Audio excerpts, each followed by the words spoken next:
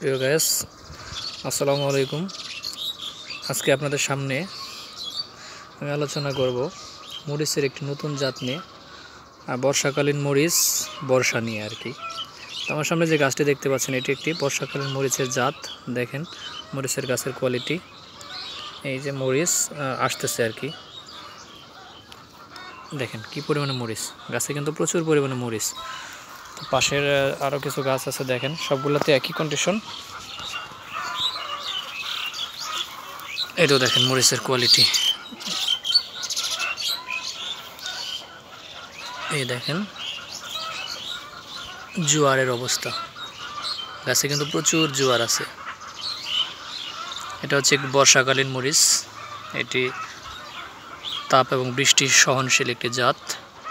তো এই জাতের মরিচের কোয়ালিটি হচ্ছে যেই এটি অনেকটা ভাইরাস প্রতিরোধ সম্পন্ন একটি জাত।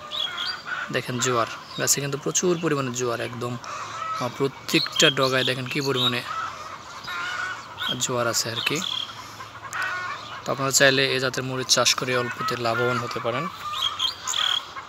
সেক্ষেত্রে আপনাদের যে কাজটি করতে হবে সেটি হচ্ছে প্রতি সপ্তাহে অন্ততপক্ষে একবার করে হলো গোড়ায় ছত্রাকনাশক স্প্রে করতে হবে, শিকড় পচা যাতে না ধরে।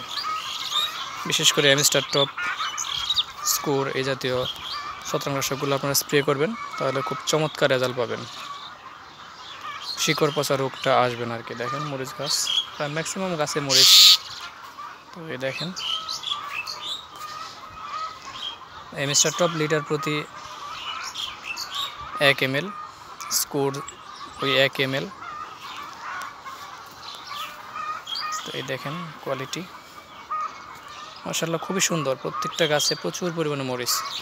তো এই জাতের মরিচ আপনারা চাষ করতে পারেন। আর পরবর্তী যে কোনো ভিডিও বা তথ্য পাওয়ার জন্য অবশ্যই আমাদের সাথে থাকবেন। আমাদের চ্যানেলটি লাইক, কমেন্ট করবেন, সাবস্ক্রাইব করবেন, আমাদের পাশে থাকবেন। ধন্যবাদ সবাইকে। ভালো থাকেন, সুস্থ থাকেন। আল্লাহ হাফেজ।